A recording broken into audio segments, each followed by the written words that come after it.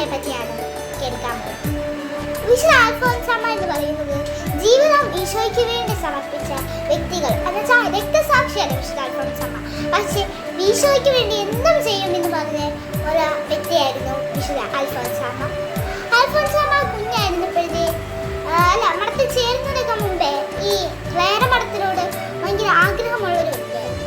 അപ്പൊ ഈ വിശുദ്ധ ക്ലേരയെ സ്നേഹിക്കുകയും അതിൽ ചേരാൻ ദൈവത്തോട് പ്രാർത്ഥിക്കുകയും ഈശോയെ സ്നേഹിക്കാൻ പറ്റണം, ഈശോയ്ക്ക് വേണ്ടി എന്തും ചെയ്ത് ജീവിതം മാറ്റി വെച്ചൊരു വ്യക്തിയായിരുന്നു വിശുദ്ധ അൽഫോൻസാമ്മ. അപ്പൊ നമുക്ക് വിശുദ്ധ അൽഫോൻസാമ്മയുടെ ജീവിതത്തെ പറ്റി നോക്കാം.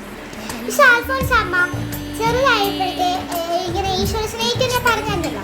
അപ്പൊ ഇത് ക്ലേര പുണ്യാളിയെ പുണ്യാളിയുടെ ഇങ്ങനെ ഇതൊക്കെ നോക്കും. ഈശോ പടമൊക്കെ ഇങ്ങനെ ഭയങ്കര ഇഷ്ടമായിരുന്നു ക്ലേര പുണ്യമടത്തൊക്കെ ചേരാൻ.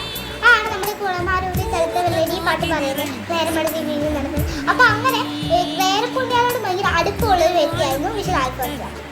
അങ്ങനെ പക്ഷേ ഇങ്ങനെ വലുതായപ്പോ ചേരാൻ അൽഫോൻസാമ്മയ്ക്ക് കഴിഞ്ഞില്ല. അൽഫോൻസാമ്മ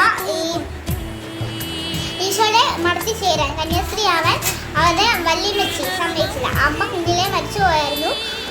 എന്നുവെച്ചാൽ അൽഫോൻസാമ്മ കുഞ്ഞായിരുന്നു. അപ്പൊ വല്യമ്മച്ചിയായിരുന്നു നോക്കിയിരുന്നത് അൽഫോൻസാമ്മ. അപ്പൊ അൽഫോൻസാമ്മ വീട്ടിൽ വിളിക്കുന്ന പേര് അന്നക്കുട്ടി എന്നായിരുന്നു.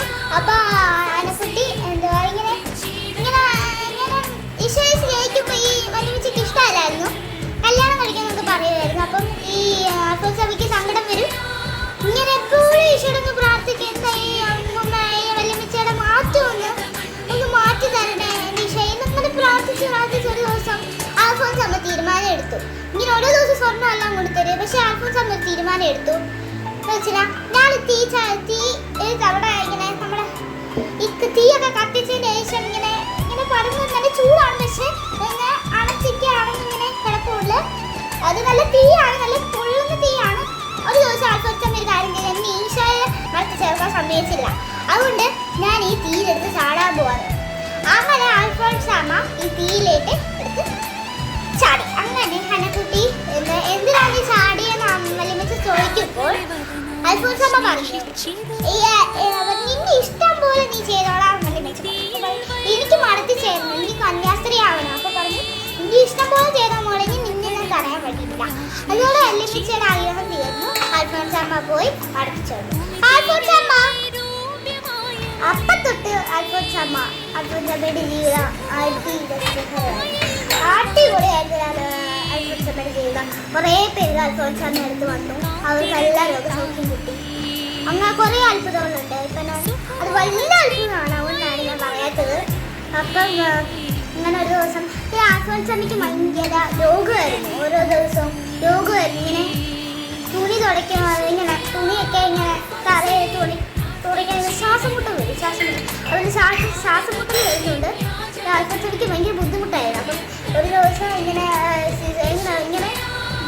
തലറിയാണ്ട് വീണ് അങ്ങനെ അങ്ങനെ കുറേ അൽഫോൻസാമ്മയ്ക്ക് രോഗമേ ഉള്ളായിരുന്നു. അപ്പോൾ ഇങ്ങനെ ഓരോ ദിവസം ഇങ്ങനെ ഹോസ്പിറ്റൽ ഇങ്ങനെ വൈദ്യരെയൊക്കെ വിളിച്ച് ഇങ്ങനെ നോക്കിക്കൊണ്ടിരിക്കുമ്പോൾ ഈ സിസ്റ്റർമാർ എന്തെങ്കിലുമൊക്കെ പറയും. എന്താ വെച്ചാൽ അൽഫോൻസാമ്മയ്ക്ക് എപ്പോഴും രോഗമുള്ളൂ. അപ്പോൾ ഇതൊക്കെ കേട്ട് അൽഫോൻസാമ്മയ്ക്ക് ഒരു ദിവസം ഇത് കേട്ടു. അപ്പോൾ അൽഫോൻസാമ്മയ്ക്ക് ഭയങ്കര സങ്കടമായി ഇത് കേട്ടപ്പോൾ. അപ്പോൾ അൽഫോൻസാമ്മ ഈശോയോട് പ്രാർത്ഥിച്ചു, ഈശോയെ എനിക്ക് അസുഖം തന്നോ, നിന്റെ തീരുമാനത്തിൽ ഞാൻ ഇടപെടുന്നില്ല, എനിക്ക് അസുഖം തന്നോ, എങ്കിലും സാരമില്ല, നീ എന്നെ രാത്രി എനിക്ക് അസുഖം തരാമെന്ന് ചോദിച്ചു.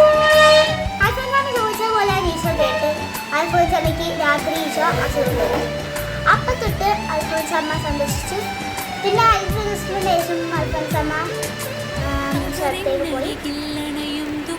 35 വർഷം മാത്രമേ അൽഫോൻസാമ്മ ഭൂമിയിൽ ജീവിച്ചിരുന്നുള്ളൂ. അയാൾ ഈശോയിലേക്ക് പോയി. അപ്പം നമുക്കെല്ലാവർക്കും അൽഫോൻസാമ്മയുടെ മാധ്യസ്ഥന്റെ ഈശോയോട് പ്രാർത്ഥിക്കണം. അൽഫോൻസാമ്മ ഉറപ്പായിട്ട് നിങ്ങളുടെ കാര്യവും എൻ്റെ കാര്യവും എല്ലാവരുടെ കാര്യവും ലോകം മുഴുവന് അൽഫോൻസാമ്മ മാധ്യസ്ഥന്റെ ഇരിക്കും. പിന്നെ നമ്മൾ അൽഫോൻസാമ്മയെ പ്രാർത്ഥിക്കണം.